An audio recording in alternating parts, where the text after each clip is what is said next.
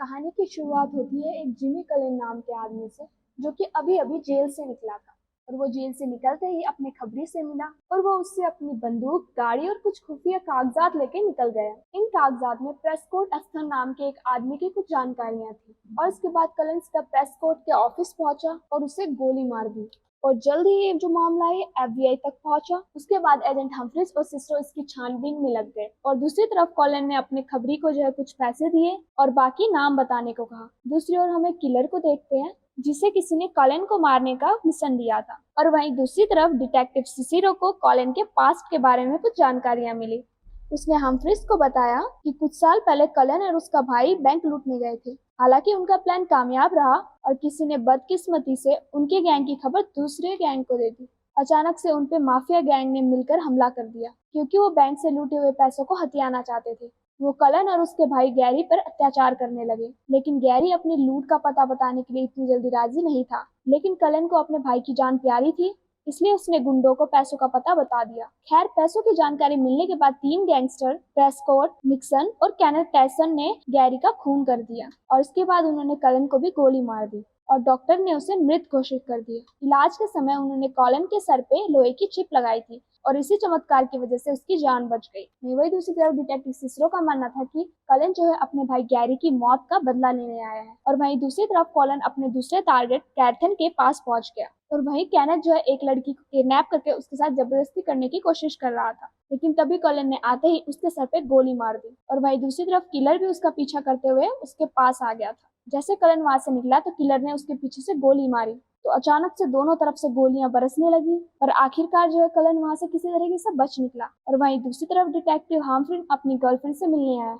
उसकी गर्लफ्रेंड बहुत गुस्से में थी, क्योंकि हम्फ्रीज अपने बेटे को समय ही नहीं दे पाता था। और तभी हम्फ्रीज अपने बेटे को स्कूल छोड़ने निकल गया और तभी डिटेक्टिव सिसरो ने उसको कॉल कर कैनेथ के डेथ की खबर दी और उसे तुरंत वहां पहुंचने को कहा। और तभी उसे वहां जाके पता चला कि कैनेथ कई लड़कियों के साथ जबरदस्ती करके उनकी वीडियो बनाता था। और तभी सिसरो ने उन्हें बताया कि लोगों ने वहां पर एक और किलर को देखा था, जिसने कलन पे हमला किया था। और उधर किलर अपने अड्डे पे बहुत गुस्से में बैठा था, क्योंकि आज वो कलन को मारने का मिशन पूरा नहीं कर पाया। उसने अपनी गर्लफ्रेंड लिली को इस बारे में बताया तो उसने उसे भरोसा दिलाया कि आज नहीं तो तुम कल जरूर कामयाब होगे। उसकी बात सुनकर किलर थोड़ा शांत हो गया और उसने खुश होकर लिली से शादी करने के लिए कहा। और तभी कलन अपने दुश्मनों को खत्म करके अपनी गर्लफ्रेंड नान के पास जा पहुंचा। तो उसे वहां जाकर धक्का लगा कि नान ने अपनी जिंदगी आगे बढ़ा लिया और वहां पे परिवार बसा लिया है। कलन ने उससे अपने बच्चे के बारे में पूछा, जो कि जेल जाने से पहले नान के पेट में था। तो नान कहने लगी कि उसका मिसकैरेज हो गया था, क्योंकि वो कलन के साथ जिंदगी नहीं बिता सकती थी। इसे सुनकर कलन को बहुत गहरा सदमा लगा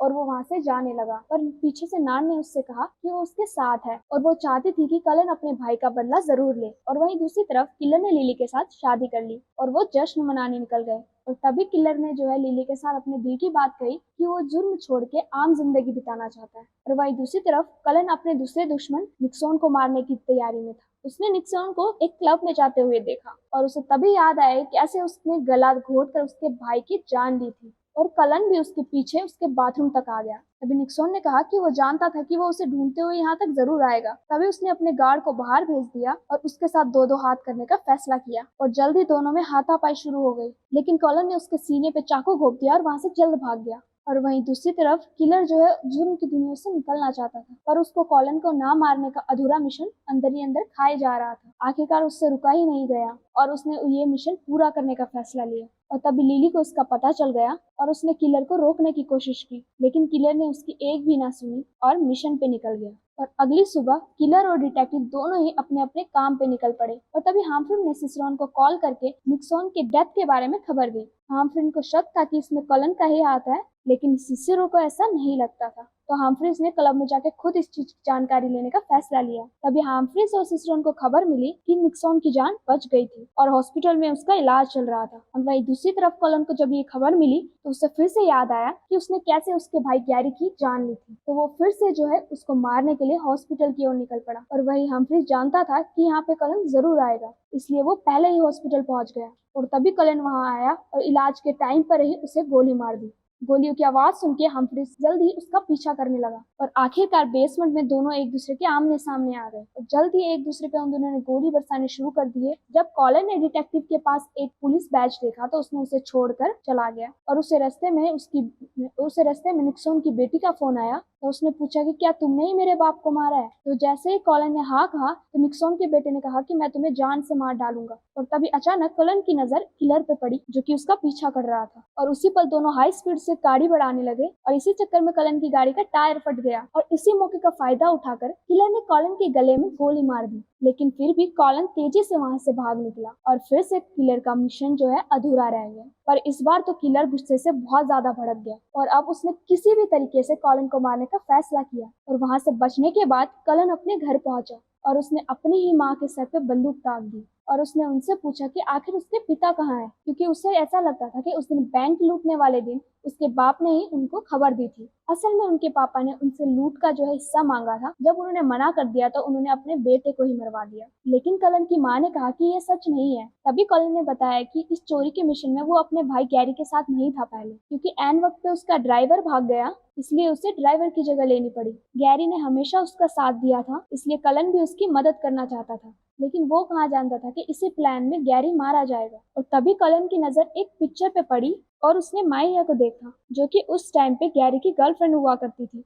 तो तभी उसे एहसास हुआ कि उस दिन उसके पिता ने नहीं बल्कि मारिया ने उन्हें धोखा दिया था। और उसने तभी गैरी की अस्थियां उठाई और मारिया को ढूंढने निकल पड़ा। और जब हम्फ्रीज वहां ऑफिस पहुंचा तो सबने उसकी बहुत तारीफ की, क्योंकि वो हॉस्पिटल में कॉलिन को पकड़ने के बहुत करीब आ गया था। तो तभी सिसिरो ने उसे बताया कि गैरी के कत्ल में छोटे मोटे गैंगस्टर का ही हाथ था और उनमें से किसी ने भी आज तक कोई बड़ा गुनाह नहीं किया। और अब यहाँ पे कॉलिन का सिर्फ एक ही टारगेट बचा था, जिसका नाम था अलेक्जेंडर जैरेड। और उसने जल्द ही जैरेड को ढूंढ निकाला, जो कि अब जो है क्रिश्चियन नेता बन चुका था। जैरेड ने भी कॉलिन को देखते ही पहचान लिया और दोनों सैर करने निकल गए। जैरेड ने बताया कि अब वो ईसाई धर्म का सत्संग करता है और उसने हाल फिलहाल एक लड़के को भी गोद लिया है। तभी कॉलिन ने कहा, इससे तुम्हारे पाप तो नहीं धुल जाएंगे ना। तभी जैरेड ने सफाई देते हुए कहा कि वो गैंग का जरूर हिस्सा था, पर उसे ये नहीं पता था कि बाकी जो मेंबर हैं वो गैरी को मारने के फिराक में थे। और उसने उन्हें रोकने की भी कोशिश की, लेकिन वो गैरी को नहीं बचा पाया। तो तभी जैरेड ने कहा कि उसे तो सिर्फ दरवाजे की रखवाली करने के लिए बुलाया गया था और उसे सच में इस प्लान के बारे में कुछ भी नहीं पता था। और उसके बाद उसे जेल की भी सजा हुई और वो जब वहां से बाहर निकला तो अब वो बदल चुका था। उसने अपने गुनाहों का तौबा कर लिया और उसने अपनी पूरी जिंदगी लोगों की भलाई करने में निकाल दिया।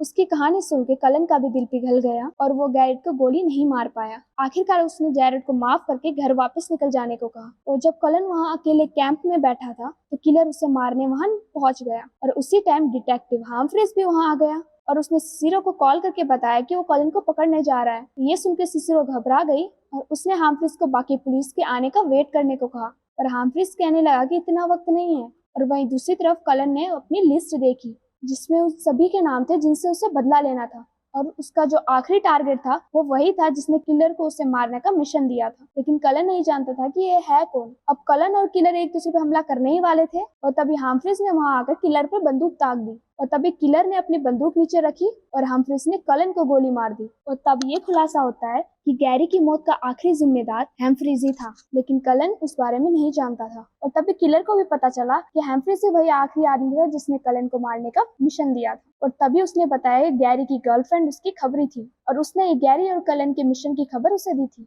और आखिरकार हम्फ्रीज ने किलर को उसके पैसे दिए और किलर ने इसे इनकार कर दिया क्योंकि उसने काम पूरा नहीं किया था। और अब वो जुर्म की दुनिया छोड़कर लिली के पास पहुंच गया। और वही दूसरी तरफ डिटेक्टिव सिसिरो हम्फ्रीज की हेल्प करने आ रही थी। तो तभी रास्ते में उसे एहसास हुआ कि हम्फ्रीज तो कलन के बारे में शुरू से ही सब कुछ जानता था और अब कलन को मारकर हम्फ्रीज का रास्ता पूरी तरीके से साफ हो चुका था। और उसने तभी मारिया का फोन करके कहा कि वो घर लौट रहा है। और तभी अचानक पीछे से किसी ने उसे गोली मार दी, बल्कि वो और कोई नहीं बल्कि कलन ही था। असल में उसके सर पर लोहे की चिप लगी थी जिसकी वजह से उसकी जान बच गई। और जल्दी वहां पे एफबीआई की टीम पहुंची और उन्हें हम्फ्रीज की लाश मिली और सिसिरो ने हम्फ्रीज का राज छुपाए रखने का फैसला किया। और आखिरकार कलन का बदला पूरा हो गया था, इसलिए उसने गैरी की अस्थियां समुद्र में बहा दी और वो अपने रास्ते पर निकल गया। और वीडियो अच्छी लगी तो जरूर लाइक कर देना, कमेंट कर देना और ऐसे वीडियो के लिए चैनल को सब्सक्राइब भी कर देना। तो मिलते हैं नेक्स्ट वीडियो में, तब तक के लिए बाय।